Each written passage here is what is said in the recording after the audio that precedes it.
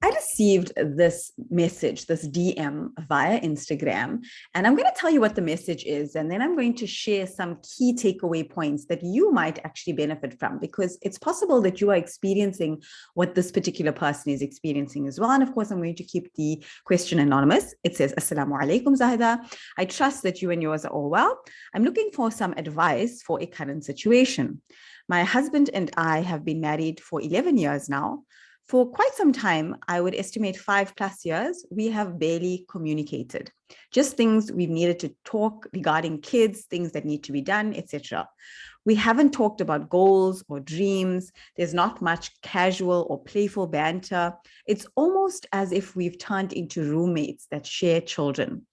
We've talked over the last few days about what got us here, and we are both willing to try and fix us, because we deserve better, and so do our kids. I'm sure they sense the tension.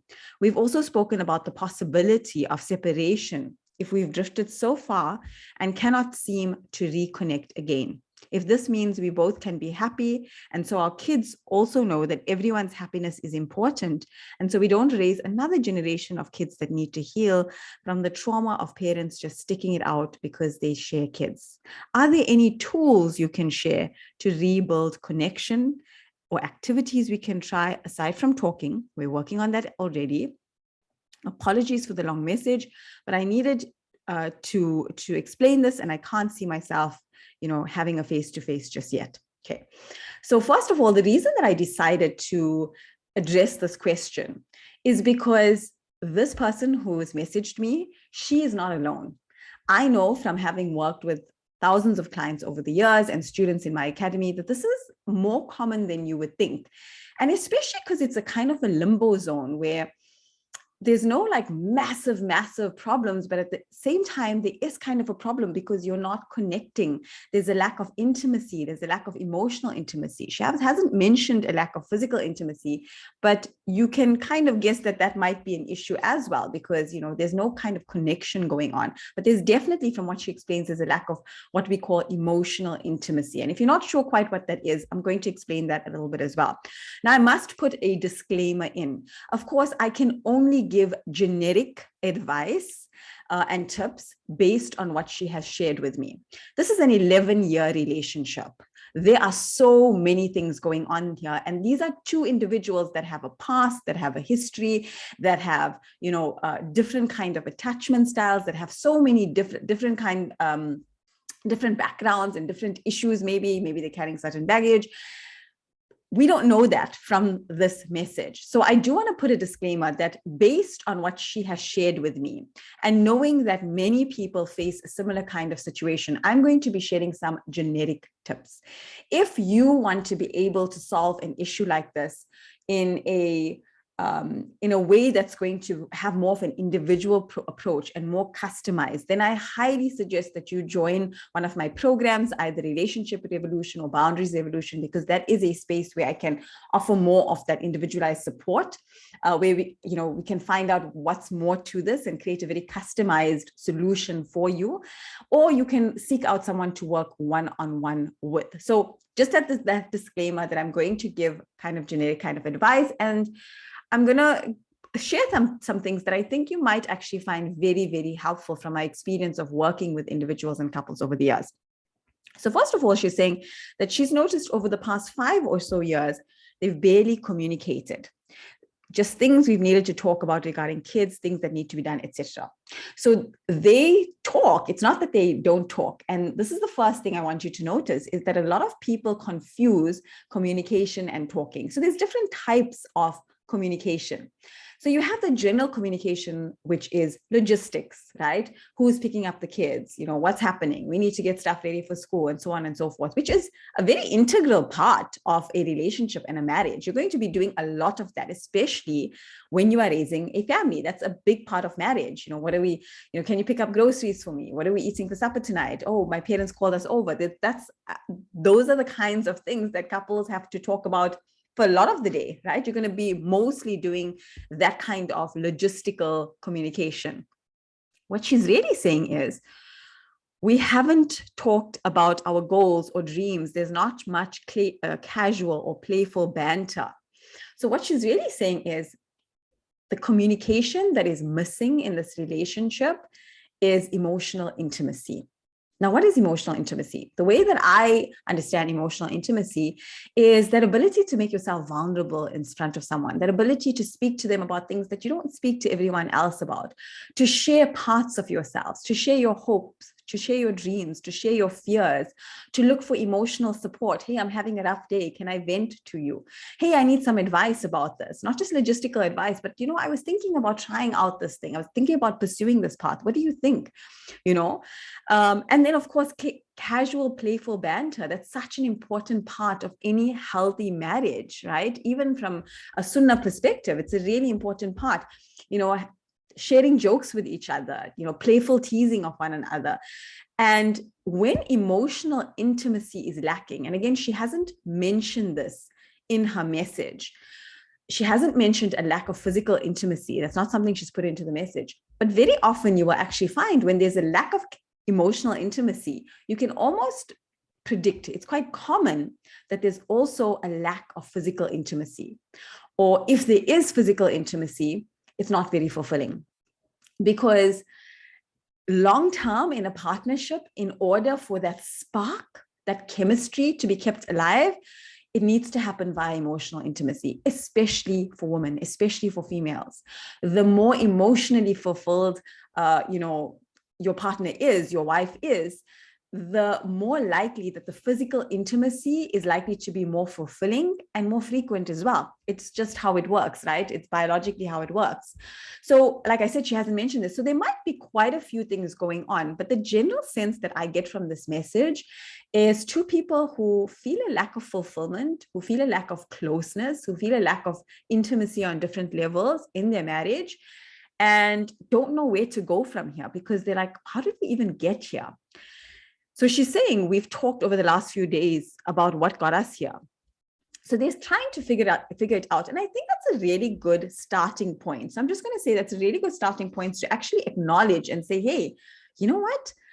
What happened? What happened to us? Why are we like this? Is it because we just got caught up? And she's mentioned kids. We've got caught up in raising children. Sometimes you can get so caught up in your mother role or your father role, and everything just becomes about the children that you forget yourself, let alone your partner.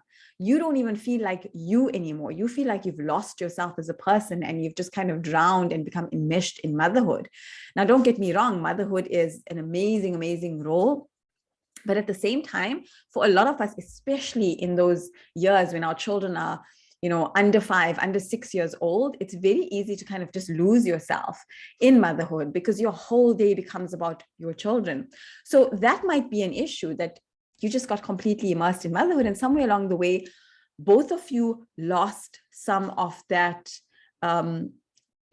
playfulness and some of that knowing yourself. Maybe you've lost touch with you individually, the person who sent me this message, or maybe it's you listening to this right now who is going, oh my gosh, I'm exactly in the same boat, right? Maybe you've lost yourself. How connected are you to yourself? So that's a very important question to ask yourself if you are in this situation. If you're struggling with connecting with your partner, connecting with your husband, or connecting with your wife, are you struggling to connect with yourself? Do you feel like you've lost yourself? Do you have hobbies anymore? Do you have interests? Do you make time for yourself to connect with yourself? If your answer is no, start there first. Because even if the two of you go out on a date night, if you haven't been cultivating your relationship with yourself, if you haven't been making time for your hobbies or your interests, you literally will have nothing to talk about except the children. There will be these big chasms of silence between the two of you, and you will fill it with talk about the kids. And then you will say, we've got nothing to talk about. We have nothing in common. But are you cultivating a relationship with yourself? So that's a very important question to ask yourself. Next, she's saying here, we've also spoken about the possibility of separation if we've drifted so far apart and cannot reconnect again. I'm guessing that at some point, because she's mentioned in this message that they've been married for 11 years and for 5 or so years, she's noticed that they've become completely disconnected.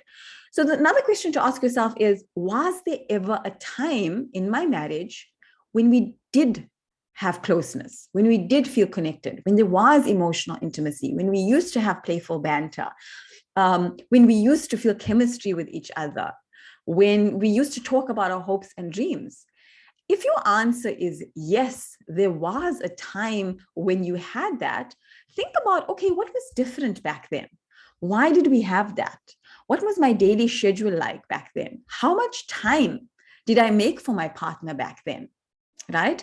Did we, carve out time to be together? What was different then? Because if you had that intimacy and closeness once before, here's the good news: you can recreate it, but it can't happen on its own. You have to cultivate that. You have to make space for it. You have to make time for it. And you have to ask questions about how to actually do that. And saying something like, well, we're just so busy, we don't have the time, unfortunately then means that you miss out on getting to save this marriage. If you're truly wanting to save or heal your marriage, you are going to have to invest some time and energy in making that happen. Okay. The next thing that I want you to do is think about what are some of the major issues that have come up in your relationship over the past 5 years. What are the main things that you disagree on or you have conflict on, right? Maybe write those down. Now ask yourself, how have you dealt with those? Have you even dealt with it, or have you just swept it under the carpet? Is it something that you are avoiding? A common theme that I see with couples who become so disconnected is they don't want to talk about the hard stuff because they're so afraid of having a fight, an argument, a conflict. When it comes to the hard topics, and when I say hard topics, I mean the things that you both disagree on, they just want to avoid it, right? And it's a short-term solution that leads to long-term problems. And that's the problem she's finding herself in now, which is they don't talk about things. They don't really discuss things beneath the surface level. The deeper stuff is not spoken about. So how do you deal with conflict? Are you both conflict avoidant? Do you just have certain topics that you hit a dead wall with, or you just refuse to discuss with each other, right? Do either of you have certain behaviors that shuts the other one out so that you can't even speak about these things? If you're answering yes to all of these, then part of gaining emotional intimacy and closeness is learning how to speak about the hard stuff. And this is something that's so common for couples that I actually designed an entire workshop around it. It's called Conscious Communication for Couples.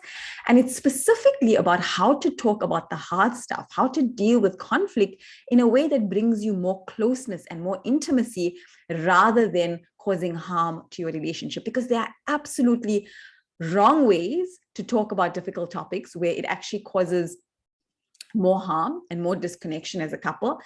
And there are right ways, there are healthy ways of discussing topics, difficult topics with your partner that can actually bring you more closeness in your relationship. So Conscious Communication is a workshop that is designed specifically around that. Enrollment is open. The link is in the show notes, or you can hop onto my Instagram and find the link there. But that's a really helpful starting point if you find yourself in a situation. The next point that I want to share for this person and for you, if you are in the situation, is, do you understand, like, are there certain behaviors that you have with each other that are causing more disconnection? Now, when I talk about these behaviors, I'm talking about, do either of you stonewall each other? So stonewalling is where you don't, you just shut your partner out for days or even weeks at a time. When you get angry, you just stop talking, you just clamp up. So does you or your partner do that? Or do you find yourself in a situation where your partner is hypercritical of you, or you're hypercritical of them, so you kind of avoid them, okay?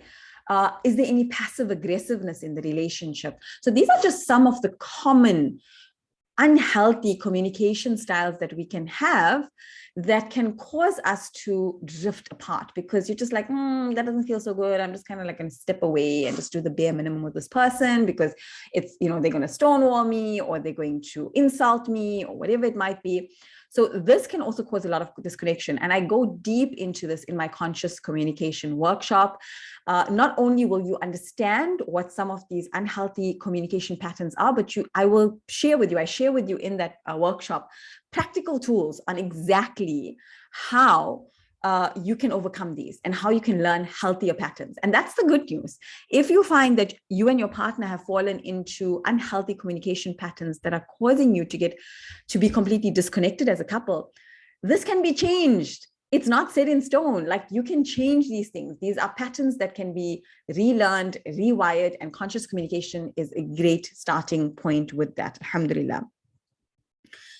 So her question was, are there any tools you can share to rebuild connections, activities we can try? So everything that I've shared today are tools that you can use. It starts with asking yourself these questions and starting to examine from there.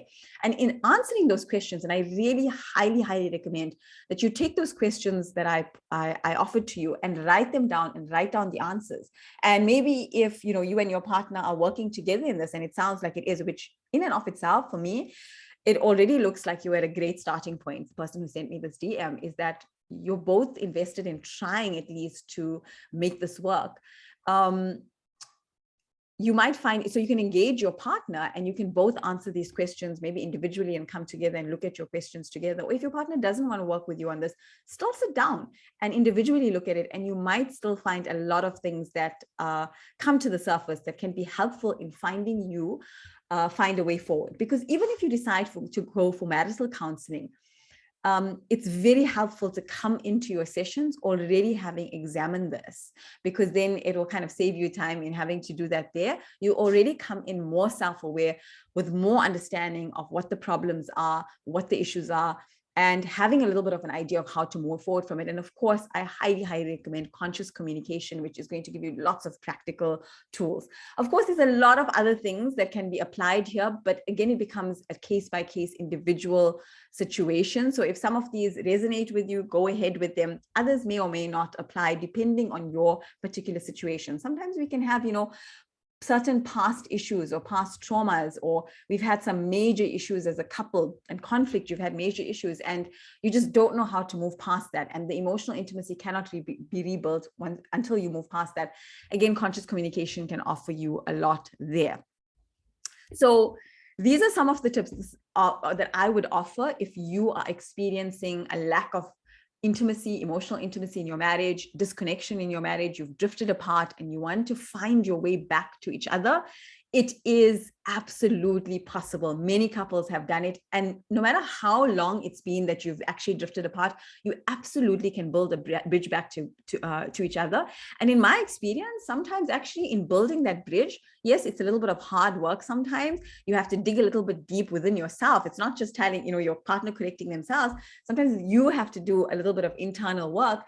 And in doing so, a lot of times it can actually lead to you building that bridge, that your relationship becomes stronger and better than ever. So that is my dua for this person who sent this message. And for you, if you are struggling with something similar, may this challenge that you have be a source of Allah subhanahu wa ta'ala bringing the two of you, you and your partner, together closer than ever, exponentially increasing, the muhabbat between the two of you, the love between the two of you, the respect between the two of you, and making you a source of comfort to each other. And also know that every step you take towards rebuilding that bridge towards each other is an act of ibadat. It is an act of worship, right?